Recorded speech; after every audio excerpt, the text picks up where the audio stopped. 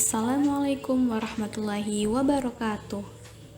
Perkenalkan, saya Zesa Eka Fatmawati dengan NIM 2208055547071 dari Prodi Pendidikan Ekonomi kelas 2022C.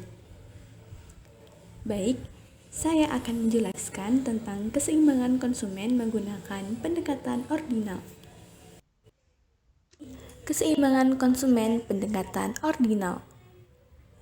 Pendekatan ordinal mengatakan bahwa kepuasan tidak bisa diukur secara kuantitatif atau menggunakan angka, melainkan hanya dapat dibandingkan.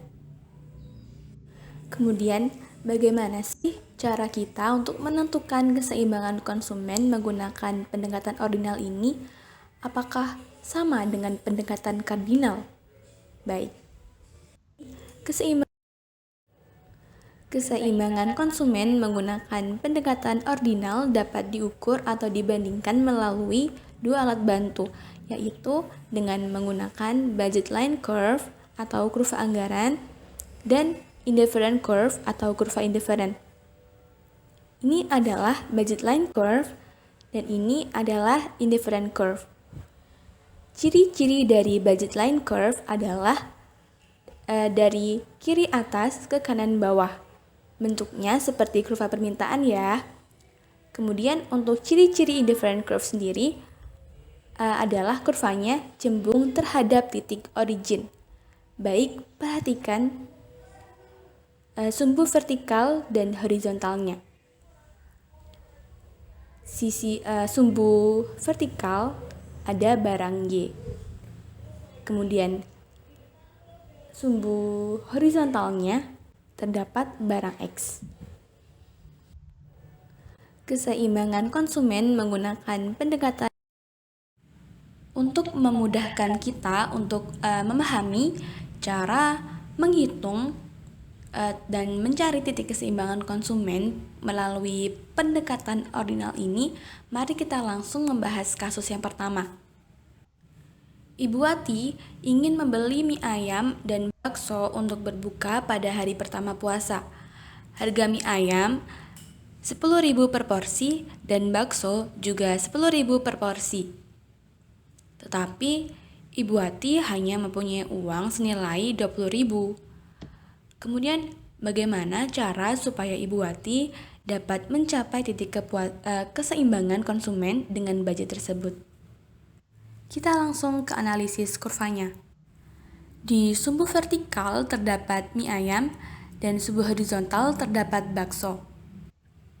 Dengan anggaran 20.000, berapa sih jumlah mie ayam dan bakso yang dapat dibeli Ibu Wati sehingga Ibu Wati dapat mencapai kepuasan yang diinginkannya dengan anggaran 20.000?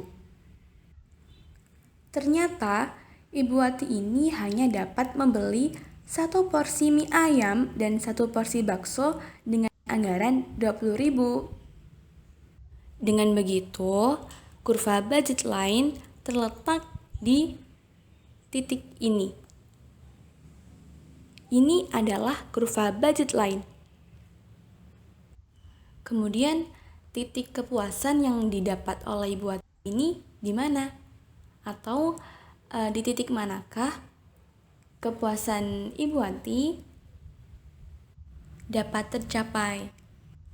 Dan apakah Ibu Wati sudah mencapai titik keseimbangan konsumen? Keseimbangan konsumen dapat terjadi ketika kurva budget line dan kurva indifferent curve bersinggungan. Berarti untuk kurva indifferent curve-nya sendiri terletak di titik ini, bersinggungan dengan budget line. Titik A merupakan keseimbangan konsumennya. Untuk memudahkan kita untuk memahami cara menghitung dan mencari titik keseimbangan konsumen. Baik, kita lanjut ke kasus yang kedua ya. Pada puasa hari kedua, Ibu Wati ingin membeli mie ayam dan bakso lagi nih. dengan harga yang masih sama.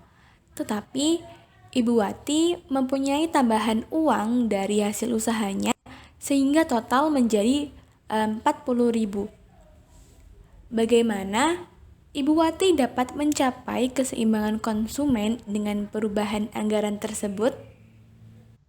Langsung ke analisis kurvanya saja ya. Ini adalah kurva keseimbangan konsumen dari Ibu Wati yang pertama tadi ya.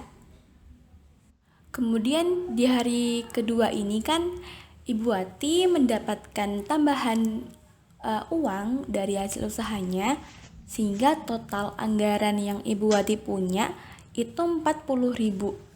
Jadi mie ayam atau jumlah mie ayam dan bakso berapa yang dapat dibeli oleh Ibu Wati dengan adanya perubahan anggaran tersebut. Ternyata dengan adanya perubahan anggaran tersebut, Ibu Wati dapat menambah 1 porsi mie ayam dan bakso. Yaitu Ibu Wati dapat membeli 2 porsi mie ayam dan 2 porsi bakso. Dengan demikian, kurva budget line yang baru berada di sebelah sini. Naik. Terdapat peningkatan dari yang awalnya budget line-nya senilai 20.000 menjadi 40.000. Kemudian bagaimana dengan kurva indifferent curve-nya? Apakah ada perubahan juga? Tentunya ada dong. Budget line-nya saja berubah, pasti indifferent curve-nya juga berubah. Dengan adanya kenaikan budget line dari BL ke BL1, kurva indifferent curve juga akan naik. Kurva indifferent curve yang baru terletak di sini, bersinggungan dengan kurva budget line yang baru. Dengan demikian, dengan adanya perubahan anggaran dari 20.000 menjadi 40.000, akan ada perubahan di kurva budget line dari BL ke BL1. Kemudian titik kepuasan Ibu Wati juga akan bertambah dari kurva IC ke kurva IC1.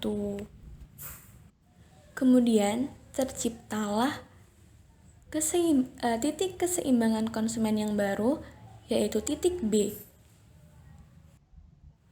Baik, kita lanjut ke kasus yang kedua ya. Pada puasa hari kedua, Ibu Wati ingin membeli.